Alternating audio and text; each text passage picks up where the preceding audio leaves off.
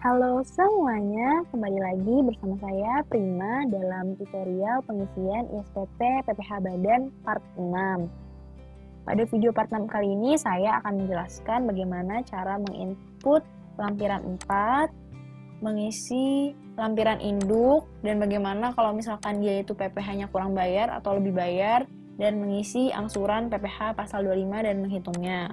Oke, lanjut saja, kita langsung ke aplikasi ISPT PPH Badan kita. Kita ke bagian program, kita ke buka ISPT yang ada, kita pilih tahun pajak 2018 yang sebelumnya telah kita isi pada video part-part sebelumnya. Kita pilih buka, kita pilih oke, kita ke menu SPT PPH, kita ke lampiran, kita pilih lampiran 4, yaitu penghasilan yang dikenakan PPH final dan yang tidak termasuk objek pajak. Di sini pada kasus PT MNF Pesona Indonesia untuk penghasilan yang dikenakan final itu berasal dari penghasilan bunga deposito sebesar 120 juta. Nah, di sini itu 120 jutanya itu kita lihat apakah neto atau bruto, bisa kita lihat dari soal. Nah, di sini itu tertulis bahwa penghasilan bunga deposito dan tabungan dari Bank Mandiri sebesar 120 juta yang bersifat neto. Kalau misalkan neto itu berarti sudah dipotong PPH pasal 4 ayat 2. Maka dari itu di sininya itu berarti 120 juta kali 100 dibagi 80 yaitu hasilnya 150 juta. Berarti di sini dasar pengenaan pajaknya itu adalah 150 juta. Lalu di sini untuk tarif bunga deposito atau tabungan itu sebesar 20%. Dan di sini berarti PPh terutangnya itu sebesar 30 juta. Dan untuk yang di halaman 2 itu untuk penghasilan yang tidak termasuk objek pajak. Pada kasus PT MNF Pesona Indonesia ini, kita tidak memiliki penghasilan yang tidak termasuk objek pajak, maka kita lewati saja. Oke, di sini kita simpan, kita pilih yes. Oke, sebelum kita mengisi SPT induk, pada kasus PT MNF ini terdapat kerugian fiskal yang dapat dikompensasikan. Nah, rugi fiskal ini bisa dapat dikompensasikan sebanyak 5 tahun berdasarkan pasal 6 ayat 2 Undang-Undang PPH. Maka dari itu di sini kita masukkan untuk kompensasi kerugiannya di menu SPT PPH, ke lampiran khusus, kita ke penghitungan kompensasi kerugian fiskal. Di sini kita pilih ubah.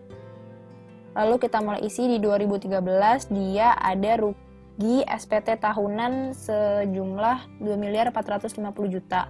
Berarti di sini minus 2.450 juta.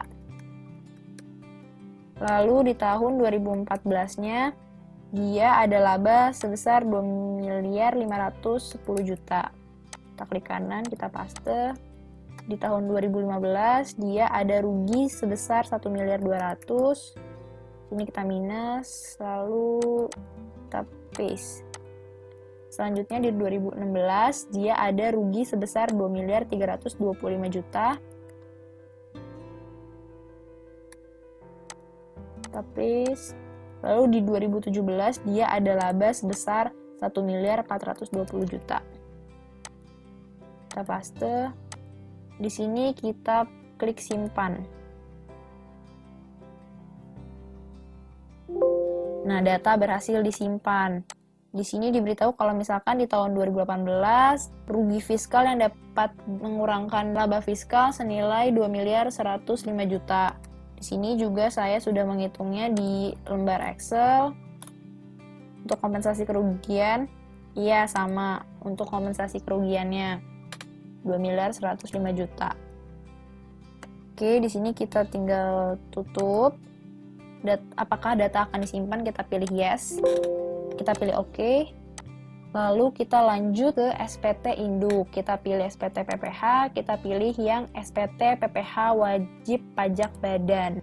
Nah, di sini itu ditanya apakah perusahaan kita itu peran keuangannya itu diaudit ataupun tidak. Untuk di kasus PT MNF ini, perusahaan kita ini tidak diaudit.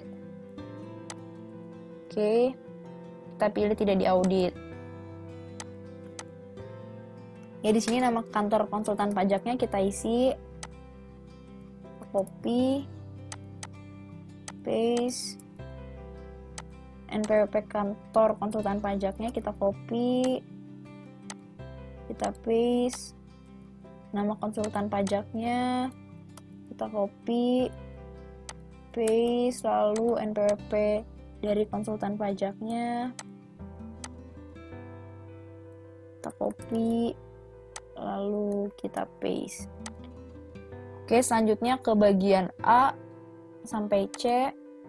Di sini ada penghasilan neto fiskal yang mana sudah terkonek pada lampiran 1. Jadi dari lampiran 1 akan langsung masuk ke lampiran induk. Di sini kompensasi kerugian tadi masuk dari lampiran khusus. Lalu di sini ada penghasilan kena pajaknya. Nah, di sini penghasilan kena pajaknya 6.275.924. Oh iya, ingat kalau misalkan untuk penghasilan kena pajak 3 digit terakhirnya itu harus dibulatkan ke bawah. Jadi di sini kita hilangkan 995-nya. Ya, sudah sama 6.275.924. Nah, untuk PPh terutang di sini itu untuk kasus dari PT MNF Pesona Indonesia ini bisa memakai fasilitas 31E karena dia ini memiliki peredaran usaha kurang dari 50 miliar. Oke, jadi di sini kita pilih yang tarif PPh pasal 31E. Kalau misalkan peredaran usahanya itu sudah lebih dari 50 miliar, maka dia tidak bisa memakai fasilitas pasal 31E. Nah, untuk PPh pasal 31E itu adalah pengurangan tarif sebesar 50%. Di sini untuk PPh terutangnya itu senilai 1.488.206.293. Sedangkan pada perhitungan saya ini sebesar 1.491.560.973. Karena apa? Pada perhitungan yang di aplikasi ISPT PPh ini untuk jumlah penghasilannya itu di sini hanya atas jumlah penghasilan dari usaha. Coba kalau misalkan kita ganti di sini, apakah benar? 206293. Ya, menurut aplikasi ISPT sama-sama seperti ini. Mengapa perhitungan saya dengan yang di ISPT sebelumnya tadi berbeda? Karena DJP itu mengeluarkan surat edaran nomor 2 tahun 2016, yaitu tentang penegasan atas pelaksanaan pasal 31E ayat 1. Nah, di sini itu ada contoh penghitungan dari fasilitas pengurangan tarif pajak penghasilan bagi wajib pajak badan yang berdasarkan pasal 31E. Pada contoh nomor 2, di sini dikatakan bahwa PTB ini memiliki penghasilan yang bersifat final lalu bukan bersifat final, yang mana sejumlah 6 miliar. Lalu di sini pada perhitungannya atas penghitungan penghasilan yang terutang itu, penghasilan yang dikenakan itu atas seluruh penghasilan, baik itu final tidak final. Maka dari itu untuk memperhitungkannya di sini itu kita memakai seluruh penghasilan, baik itu final maupun tidak final. Jadi di sini kita tambahkan baik itu dari usaha maupun dari luar usaha. Nah, di sini cara memperhitungkan PPh terutang fasilitas 31E yaitu caranya pertama itu menghitung PPh terutang atas penghasilan yang mendapatkan fasilitas pasal 31E. Caranya dengan mengalihkan 4.800.000 dikali dengan penghasilan kena pajak senilai 6.275.924 dibagi dengan jumlah seluruh penghasilan, baik itu final, tidak final, dan baik itu berasal dari kegiatan usaha maupun dari luar kegiatan usaha, yang mana nanti hasilnya itu dikali 25% yaitu tarif, lalu dikali 50% yaitu pengurangan tarifnya sebesar 50%. Lalu untuk memperhitungkan PPh terutang yang mendapatkan non-fasilitas, yaitu di sini mengalihkan hasil dari jumlah seluruh penghasilan dikurangi dengan 4.800.000 dikali dengan penghasilan kena pajak dibagi dengan jumlah seluruh penghasilan yang tadi sama-sama 48.637.989 yang mana hasilnya nanti dikali 25%. Nah, untuk jumlah PPh terutang yang fasilitas dan non-fasilitas ini dijumlah dan akan mendapatkan jumlah PPh terutang senilai 1.491.560.973. Perlu diketahui kalau misalkan untuk PPh terutang tarif PPh pasal 31E ini dapat dirubah. Jadi di sini itu kita rubah senilai apa yang sudah kita perhitungkan di lembar kerja kita. Kita copy, kita paste. Sudah sama. Nah, di sini itu berbeda kalau misalkan kita menggunakan tarif PPh pasal 17 ayat 1 untuk PPh terutangnya itu di sini tidak dapat dirubah-rubah. Oke, di sini kita pakai ini. Kita ganti PPh terutangnya. Oke, selanjutnya kita di sini ada pengembalian pengurangan kredit pajak luar negeri tidak ada, jadi kita kosongkan. Jumlah PPh yang terutang nilai segini, lalu ada PPh ditanggung pemerintah tidak ada. Lalu ada kredit pajak dalam negeri yang sebelumnya telah kita isi di lampiran 3, kredit pajak luar negeri juga telah kita isi pada lampiran khusus. Lalu selanjutnya kita ke bagian C dan D. Di sini ada PPh pasal 25 yang dibayarkan sendiri. Di sini untuk PPh pasal 25 yang dibayarkan sendiri ada 168 juta. Kita paste. Lalu ada STP PPh pasal 25, kita ambil pokoknya saja senilai 36 juta.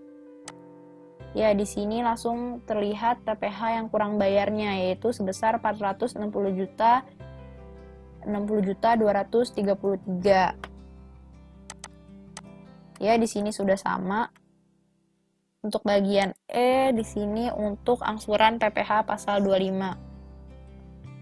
Di sini ditanya penghasilan yang menjadi dasar penghitungan angsuran. Untuk PPh pasal 25, konsepnya itu adalah hanya penghasilan yang bersifat teratur.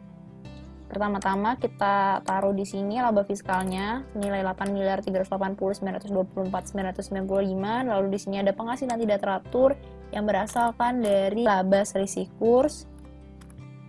Kita kurangkan untuk mendapatkan penghasilan yang teratur.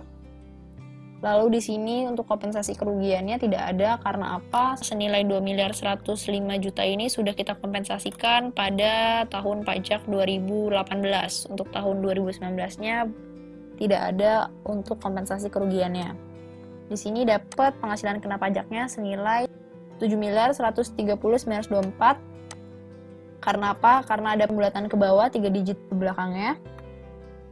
Lalu di sini menghitung PPh terutang. Nah, untuk menghitung PPh terutangnya itu di sini juga sama dengan menggunakan tarif pasal 31E.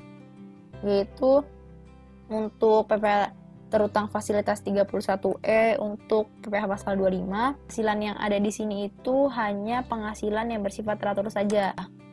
Jadi di sini untuk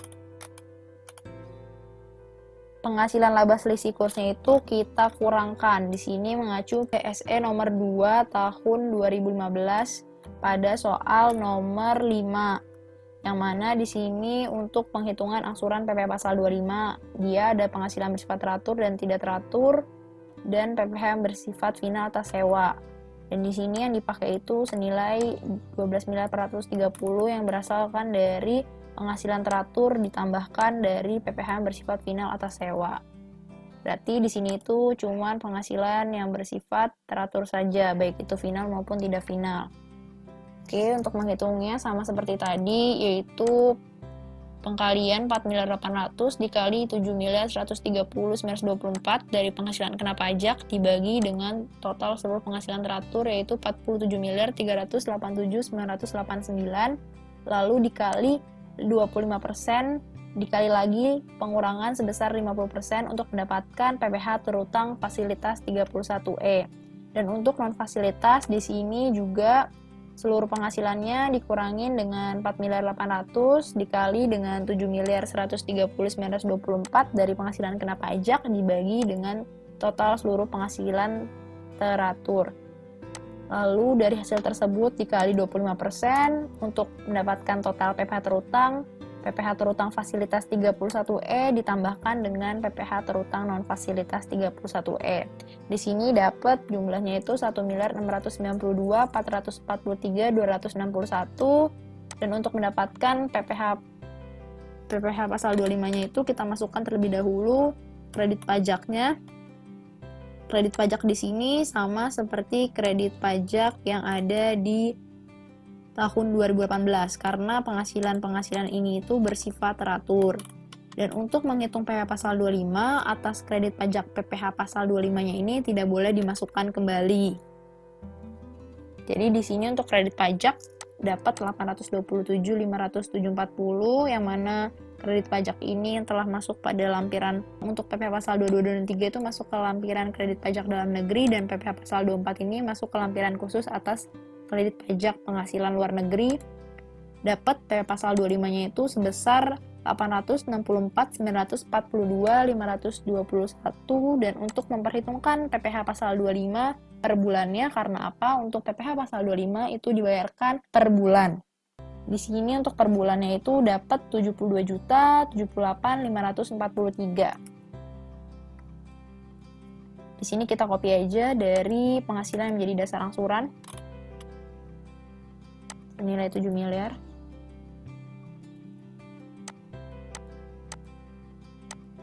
Lalu ada kompensasi kerugiannya tidak ada.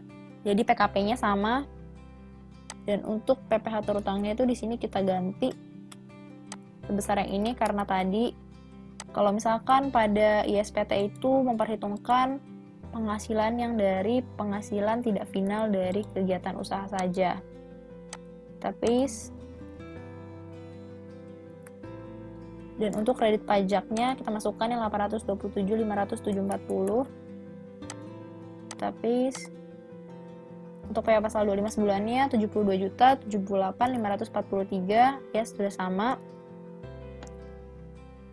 Dan untuk PPh final di sini ke connect masuk dari lampiran 4 yang tadi sebelumnya telah kita isi. Dan untuk penghasilan yang tidak termasuk objek pajak tidak ada, dan di sini ada pernyataan transaksi hubungan istimewa tidak mengisi lampiran khusus 3A1 dan 3A2, maka kita tidak ada transaksi dalam hubungan istimewa. Lalu kita lanjut ke bagian H. Di sini kita akan mencentang yang laporan keuangan. Karena laporan keuangan itu nanti akan kita lampirkan, jadi kita centang yang bagian laporan keuangan.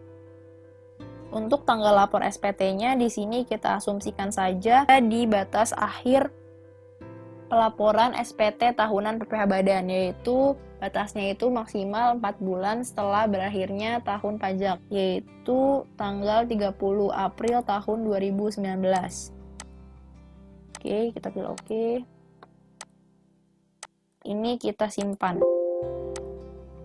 Oke, dan untuk pengisian SSP dalam aplikasi ISPT PPh Badan, untuk pembuatan file CSV, dan untuk bagaimana sih caranya melaporkan pada DJP online akan saya bahas pada video selanjutnya.